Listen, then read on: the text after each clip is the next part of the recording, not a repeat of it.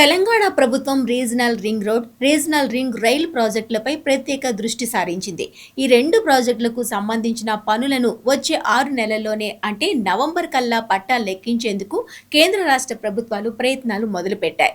యుద్ధ ప్రాతిపదికన regional ring road, regional ring rail ప్రాజెక్టులను పూర్తి చేసేలా ప్రణాళికలు సిద్ధం చేశారు. ఈ క్రమంలో రీజనల్ రింగ్ రోడ్ పశ్చిమ భాగానికి సంబంధించిన ప్రతిపాదనలు పీపీపీ అప్రైజల్ కమిటీ పరిశీలించగా ఈ నెలాఖరులోగా గ్రీన్ సిగ్నల్ రాగానే పనులు మొదలు పెట్టనున్నారని అధికారులు చెబుతున్నారు. నవంబర్లో RRR రింగ్ రైల్ పనులు ప్రారంభం. తెలంగాణకు మరో మణిహారం కాబోతున్న regional ring road, regional ring rail ప్రాజెక్టుల పనులు వచ్చే 6 నెలల్లో ప్రారంభించేందుకు చకచకా ఏర్పాట్లు జరుగుతున్నాయి.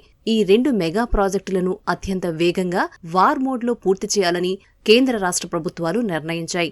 ఇప్పటికే RRR ఉత్తర భాగం ప్రతిపాదనలు పీపీపీ అప్రైజల్ కమిటీ పరిశీలనలో ఉండగా అక్కడి నుంచి అనుమతి రాగానే పనులు మొదలు పెట్టనున్నారు. సుమారు 158 కిలోమీటర్ల మేర సాగే ఈ నార్త్ పార్ట్కు సంబంధించి ఇప్పటికే 90% భూసేకరణ పూర్తయింది. రీజనల్ రింగ్ రోడ్ దక్షిణ భాగానికి సంబంధించిన DPR దాదాపు సిద్ధమైందని అధికారులు చెబుతున్నారు. సుమారు 182 కిలోమీటర్ల పొడవునా సాగే ఈ దక్షిణ భాగం అలైన్మెంట్ను కేంద్ర ఉపరితల రవాణా శాఖ ఇప్పటికే ప్రాథమికంగా ఖరారు చేసింది.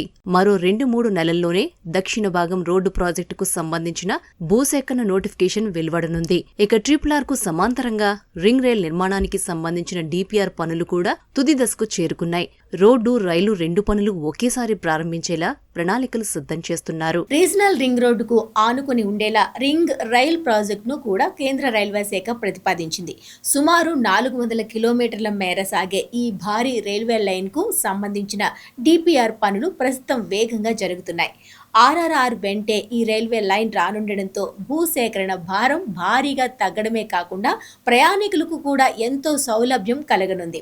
వచ్చే 6 నెలల్లోపు ఈ ప్రాజెక్టుకు సంబంధించిన అన్ని అనుమతులను పూర్తి చేసి నవంబర్లో పనుల ప్రారంభానికి రైల్వే బోర్డు కసరత్తు చేస్తోంది.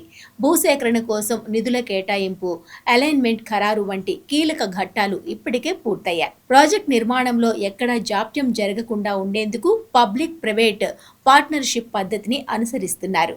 Regional ring road, regional ring rail mega ప్రాజెక్టులతో హైదరాబాద్ చుట్టూ మొత్తం 400 కిలోమీటర్ల మేర కొత్త లాజిస్టిక్ పార్కులు, గ్రీన్ ఫీల్డ్ ఇండస్ట్రియల్ హబ్ల ఏర్పాటుకు తెలంగాణ ప్రభుత్వం ప్రణాళికలు సిద్ధం చేస్తోంది.